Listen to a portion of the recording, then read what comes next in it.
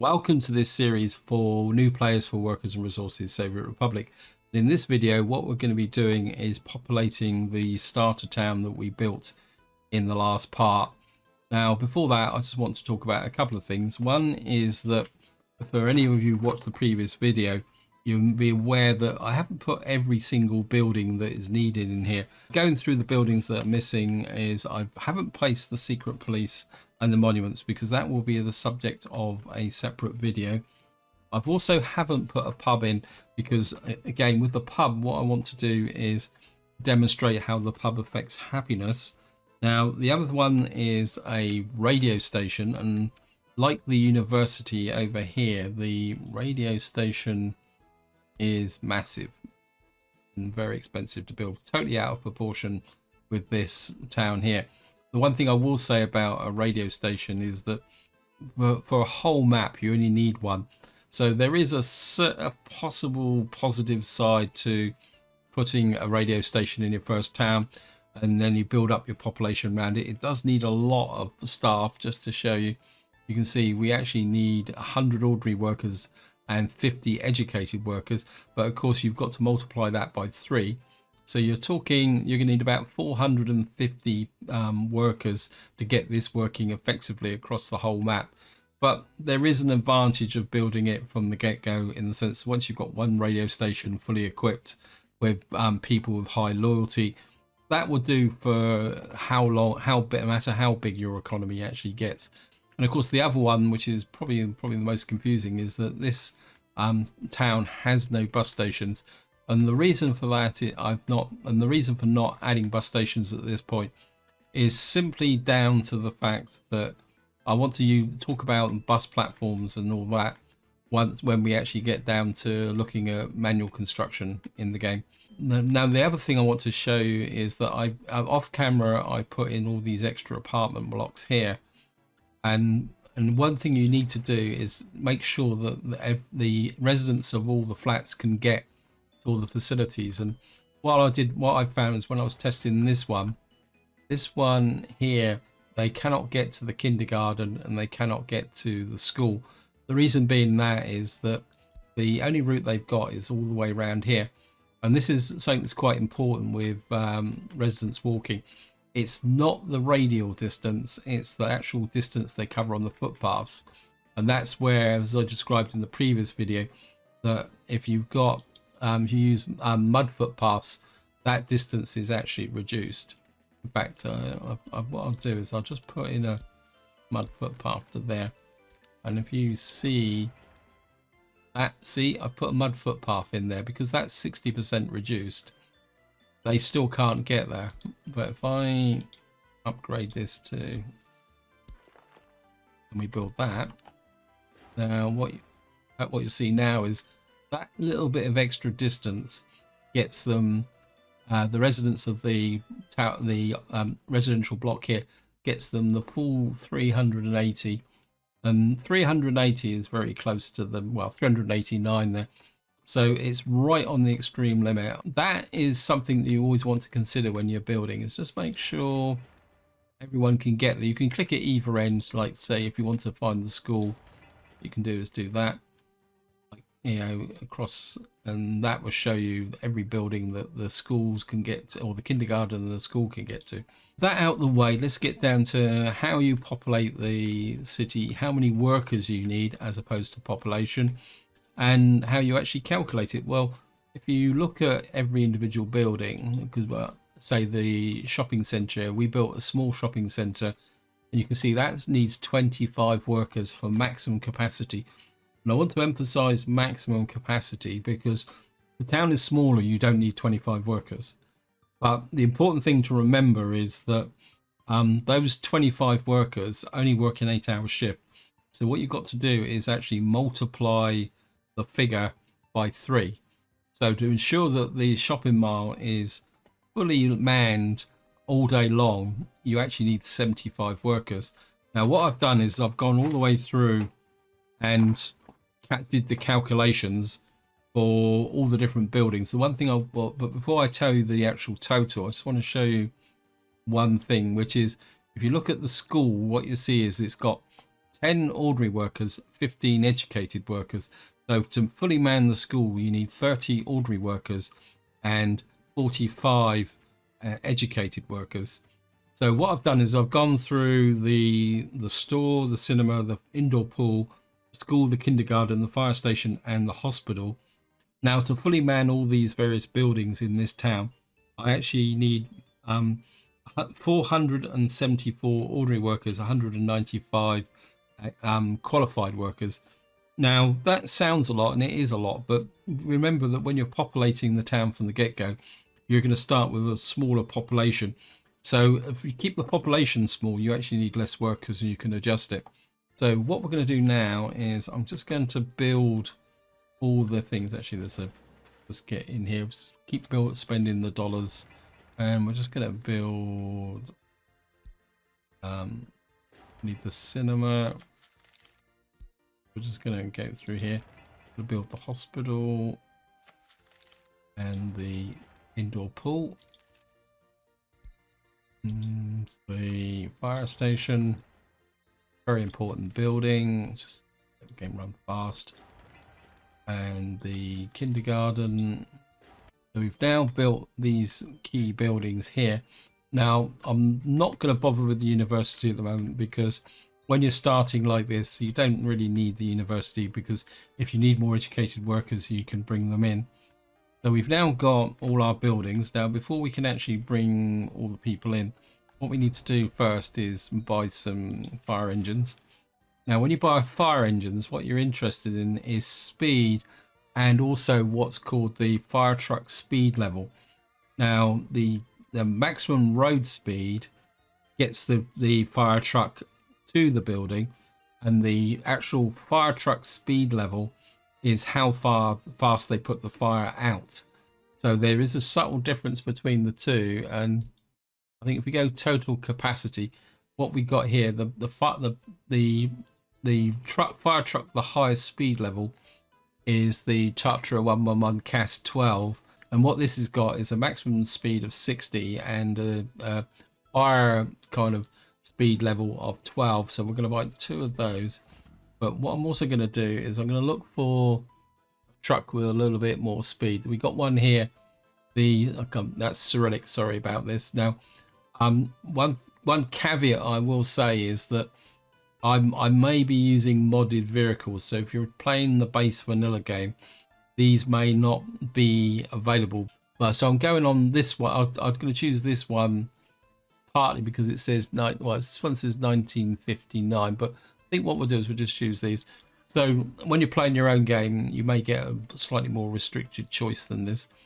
What I will do for the moment is we're going to come into here. We're going to purchase with rubles, and I'm just going to put a little bit of fuel in there, because if you don't put fuel into the fire station, what happens is the fire trucks will wander down to the gas station here. Now the other building that needs vehicles is actually the hospital. So we'll come in here, and what I'll do, oops, so we'll just click on here. Ambulance's capacity isn't particularly that important. What you need, and because effectively what an ambulance does is go and pick up one patient, what you're really looking for is top speed. And if you wonder what the little spray can up there is, that you can actually change the markings. I don't know if you can see them, and that often appears on mods, but some of the vanilla games have this. So if you ever see the spray can, what you can do is just change the skin on the vehicle. And what we're going to do is we're going to buy 1, 2, 3, I think, wow, let's buy all of them. You can see the hospital has actually already got the auto purchase for fuel on as well. Again, it's just a way of stopping your vehicles wandering across the map. So we've now got our town. Of course, the cinema doesn't need it, and nor the indoor pool. Don't worry about this bit at the bottom here of the indoor pool. What this relates to is the tourism, and you've got the kindergarten over here. Now the school is actually is one of the buildings that needs staff and teachers. The teachers have to be educated. Now you also see in here that there's a loyalty setting. Now, at the moment, we don't know what the average loyalty is because we haven't got any population. So we have to come back and sort that out later on. So now we need to bring in some residents. Now, one thing I will suggest is that don't put all your residences in a single big block. What I'm going to do to begin with is I'm just going to build a building. Like that. Yeah. So we're just going to build a single building like that. Right. So we've now got a block of flats here like that. And what you can see, it says allow citizens to move into this building. And what it does is give you a little bit of a breakdown of how many children in here, because this one is all the workers. This will tell you how many babies in here, and more importantly, any over 21s and any car owners. This list here allows you to specify the type of people that can move in. So you can say you can people. The Red Cross is citizens with no education. This is a basic education. This is allowing university students in, and what you've got here is ranges of loyalty. Now, generally, you don't need to worry too much about this, but the one we will be using is the educated one here. So what we're going to do is that we've got a shopping centre here. You can see we actually need a staff of 25. And what I'm going to do is I'm just going to manually recruit some workers from the Soviet Union. And what we're going to do is invite 10 immigrants from the Soviet bloc. You can see these are expensive. And what I'm going to do is bring in, how many do we need? 25. We don't need 25. So what I'm going to do is drop that to 15. Because I know that I'm not going to need a full staff of 25 and then 15 in here. So what I'm going to do now is come in here and I'm going to bring in 40 people into here. Well, from the Soviet Republic. Now, what will happen is if I come in 2, 3, 4, 5, what you'll find is if you span this out here, we've got 40 people in here with a basic education. Sometimes you will get a random highly educated person in here, because one of the problems when you first populate a city is getting the workers into the store. And you can see I've set this to 15, and this population is actually less. And what I'm going to do is use this button here to say I want all these workers to go into there. And of course, remember that this is 15, but we've got to multiply it by 3, so that should be enough there. So that is a way of getting the basic workers in. Now, the next thing I want to show you is if we come into here, we're just going to build this one. What we can do then is use this for educated workers, and I've actually messed that up a little bit. Sorry about that. So I'm going to pause again. And what we're going to do this time is we're actually going to set the building up, get citizens. The one on the left means you bring in population from the Soviet Republic. The next one across is you bring them immigrants in from outside the Soviet Republic. This one here, what it allows you to do, this is something you would use when you've got a more mature population. And in fact, this is something that you can use. What this does is it grabs random people from different residential buildings and put them into your flat. This bar actually defines how many people will be added in based on the capacity of the flat itself. So this prefab takes 127. What this will do is bring in about 100 mixed one, because this is so if we build this one now and you watch now, bear in mind that what will happen is it will build the building and then you will see the price drop here, and you can see here what we've got now is a population of 88 in here, and mixed in here we've got a few educated people, and these educated people will now get out and travel around the map.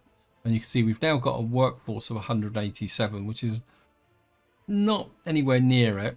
Now what we're going to do now is move to the next block, and what I want to show you here is one of the things that can catch out new players. Is what we're going to do is we're actually going to recruit people from the outside. Again, we'll just use funds and come into here. Yeah, what you'll see now is the fact that we've now got a population here, but you will see that of the 88 workers, 73 of them are actually uneducated. This is one of the risks of bringing in a population from the outside. So what we'll do now is we just let the game run. You see we got 1% unemployment now, because we got 73 workers out of our 302 have no education. So what we're going to need to do now is try and get in some more educated people, and we got 88 people in there. And what you can see is that we can see what this is actually have caused now is we've got children and adults in here now who want to get a full education. So this is one of the reasons why when you're populating your first city, don't recruit from outside of the Soviet Republic. Bring in the ones within the Soviet Republic. But we can fix that. So what we'll do is let's build this very quickly like that. And what we got here, we got 10, so we need 45 teachers. We probably don't need 45 teachers, but we can say that we might need, say, 30 educated teachers.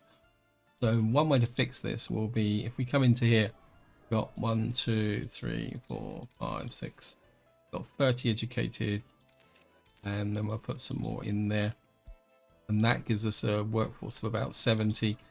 That's 30, 45, and what we can do is come into there. What that will do is push these workers into here, and what you should see is the actual teachers take up position. And what that means is that these, so even though I brought the uneducated workers in, it's not a disaster. If you look here, it actually says that there's 27 people with no workplace.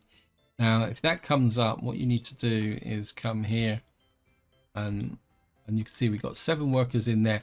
And because I put this restriction on here, what's happening is that some of them, now this may settle down over a period of time, but if you've got that situation, what you can do is just put that hospital on as well, because that needs educated workers as well. So what you can do is start to spread things around.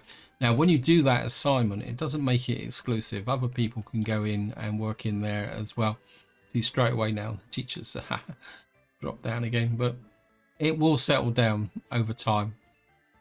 Whenever you make a change, it will disturb the status quo. So at the moment we've got 402 workers in the town, and you can see that we're actually got a reasonable coverage. You can see here now that even though I haven't got the 669 population, we are providing all the services, and we do have a little bit of an unemployment problem. I guess that what's happening is people are coming into here. So what we could probably do now is just remove this, and we get there. Now, one area where we're not getting fully qualified people in. So what we're going to do here is just come into here. I think we'll just do it with a quick random selection of population, and we'll just build it very, very quickly like that. There we are. And that should now get our workforce going. You can see straight away now that because the school up here is educating them, the number of uneducated workers is dropping, and the fact now virtually all that 15% is uneducated workers, so that will eventually drop over time. That is our town, and it's running along quite nicely. Everyone's walking around here, and if you click on the buildings now, you see the happiness. Now what you see where it says secret police, there's question marks, because you can't see the loyalty of your population until you've got a secret police station. And that also applies if you come into here as well. So at the moment, loyalty is a little bit of a mystery, but it's not the end of the world when you first get started. So we got, wow, we got massive coverage here.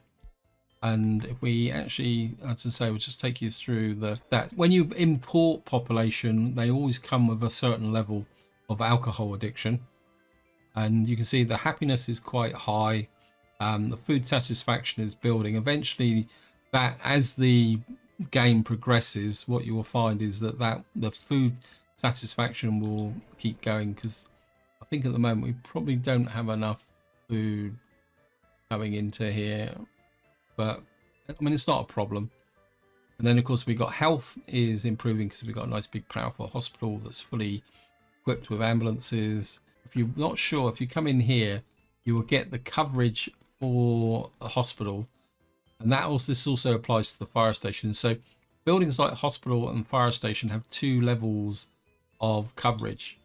Or a fire station, it tells you how far to cover. So what that's saying is that the fire trucks will cover this area. Now, don't assume that that's perfect, because especially when you're playing with seasons enabled, when the winter falls, the game may say that they can get all the way out to here, but if the snow's falling or you've got slow trucks, they may not still get there in time, because the way it actually works is that they will send the trucks out and the trucks will get there, but if you don't have enough staff, the trucks will arrive. In fact, I've had situations where a truck's arrived at a building, say this depot is on fire, the truck has actually arrived at the depot, but there's been no workforce, and then when the building burns down, not only does it take down the building and any vehicles inside it, it also takes down the fire truck. So this is why it's very important to keep the fire station fully equipped. The hospital, we could probably smidge it back a little bit. We've only got a small town. If you're in a situation where you need workers, you can always reduce these down a little bit just to get a better feel. So that is the current situation. Got a little bit more workforce unemployed. Let me just check to see what that is. Of course, we've got no over 21s unemployed yesterday. So yeah, so we've now, things are settling down. So what we can do, generally don't use these unless you really want to force people into a building, but it can be useful when you've got highly educated people coming into here. Things will settle down and get going. In fact, we've still got some people that don't have a workplace, but it's not the end of the world when you first get started. Yeah, as you can see, it's just taking a little while to settle this down. Now, I think just to wind up this video, what I'm going to do is just give you a walkthrough of this interface. Now, what this does is it gives you an idea of what your residents in this building are demanding. It's kind of a low-level version of here, but it goes into a bit more detail. Now, while we're actually on the screen, I just want to point out that this now says that we've got 198 residents with no education. This can catch you out, because what it's actually doing is including the 127 children who are currently in education. So if I come over here, you'll see we got 54 workers who've got no education. So if you add the 54 to the 127, you see we get to 198 roughly. It's never going to exactly match. So that's the reason why we've got 198 people with no education. It's because it automatically includes children. Now, if we come to this screen here, you can see at the top here now you get a breakdown of what the needs of the people in this building are. And what you'll see is that we've got 2 workers without a job. We've got 57 citizens who are unable to visit the pub or tavern. We know that because we got no pub or tavern. We get this interesting 61 citizens were unable to visit a church or place of spirituality because we've got no church. We've got 1 citizens were unable to participate in sport. 4 citizens were not able to indulge in culture. When you've got just very low figures in the building, don't worry about that too much, because sometimes that can just be a bit of an anomaly. And this building now consists of 89 workers. We've got 9 babies. We've got 28 children, no over 21s, and of course no one who's actually got a car. So that is the way there. If we go back to the workers, it's the workers tab that opens up the rest of it. What you get here is actually a detailed percentage breakdown of what the demands of people are. You can see, so although we've got an average of 82% happiness, because this is for the whole of the economy, in here we got an average of 86% happiness, 89% food, 91% there. Of course, we don't know about the secret police. Got 20% alcohol addiction, and 32% culture and enjoyment, 31% sport, 31% religion, and 80% clothing. Now, these stats will adjust themselves over time, because And you can see that we've got no education, 82 people with basic education, and we got 7 university educated. We actually bringing in electronics. Yeah, we have got electronics. What I will say is it takes a little while for electronics to get through. Also, the radio, TV, and computer don't start to develop until you've actually got a radio station or a television station. So don't worry about whether that's whether the fact that these people are not getting electronics, because if they're not getting electronics, it will tell you up here. Just to finish off, what we'll do now is I'll just give you a breakdown of the individuals, which is similar to the building. And I'm aware that the text is very small, so what I actually do is talk you through it. And we're going to have Savrina Vlada Terranova, age 25. They've got an average lifespan of 82. Now, the third line down, it says average productivity. Now, this is quite important because productivity is linked to happiness and loyalty. And the this character's average productivity is 91%. But if their productivity starts to drop dramatically, what it means is that you can have a shop like this. What happens is when you reduce this, you reduce the number of workers that can be served. But at the same time, if that number of people, I mean, I'm not going to work out exactly what that actually is, but what can happen is that if you've got 15 sellers who've got low productivity, they will actually serve less customers. So what can happen is you, especially in a food store, you can get a bit of a self-reinforcing cycle, in the sense that the customers in here can't buy food, can't buy clothes, therefore they get unhappy. And in fact, I think what I would do is just push this up to 25 and let that run. So that's another factor that you need to think of. Productivity is quite important.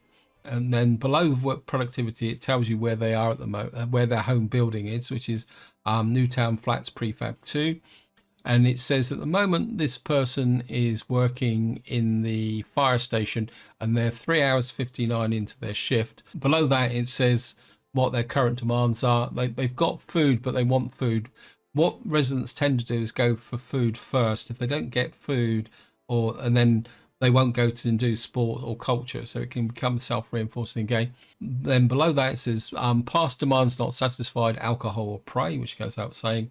Then below that, it actually gives you an education level. The number to the right of the ABC symbol is the level of their education. The way it works is that the actual education is a numeric level. So if I can find a uneducated person in here, what you'll see here is this uneducated person here has an education level of 0.25. So they've got to get to 1 to get a basic education. And that also applies at university. And this education level actually works at this point here. Now, I know I'm kind of getting here. So if you look at this person here, he's 33 years old. And at the moment he's got an education level of 0.79. As soon as he gets to 1, he will then have a basic education. Now, if I go to the teachers up here, what you'll see is these teachers have an education level of more than 2, which is the level of university education. So when we build the university down here, to be able to get a university education, the students must be in here long enough to get an education level past 2. So that's the way the education level works, and it is a little bit long term. If we come in here, and again, this gives you a breakdown of the population. So we've got any of 21s at the moment, and then of course over here now you can see that the averages are pretty good for health, and of course here we've got the clothing quality, sports enjoyment, culture enjoyment, and no radios. This is the only point where we've actually got an average loyalty for the whole economy, which is 54%, which is pretty good actually. That means that we could push this up to 40%. But the problem is that because we don't know the loyalty on here, anybody with any loyalty can still come in here. Even if I set this setting here, it won't affect this. This will only kick in once we build the secret police, which will be the subject of the next video. So this is where I'm going to leave it. Hope you enjoyed the video. Hope you found it interesting. And until next time, whatever you do, enjoy your gaming.